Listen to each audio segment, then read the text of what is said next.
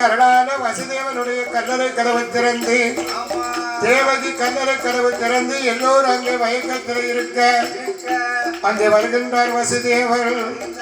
அப்போ அமாவாசை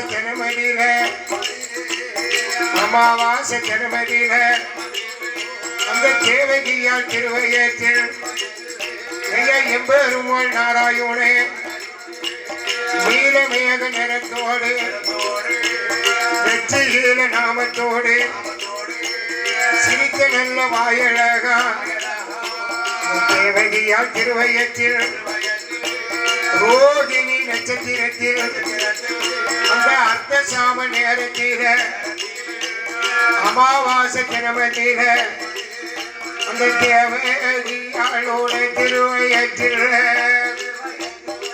திருவையத்தில் அழகான ஆண் குழந்தை வந்து பிறந்துதையா.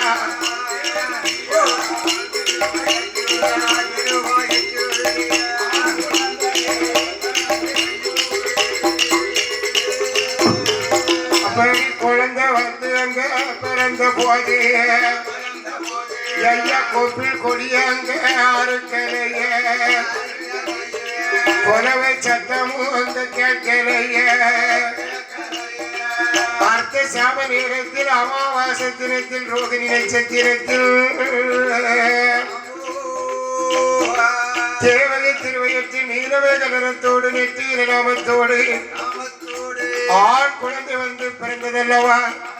நாராயணமூர்த்தியினுடைய 9வது அவதாரம் தேவகி வயத்தில் 8வது குழந்தையாக பிறந்தவுடனே வசுதேவனும் தேவகியும் குழந்தையை பார்த்து அழுது புலம்புகின்றார்கள்.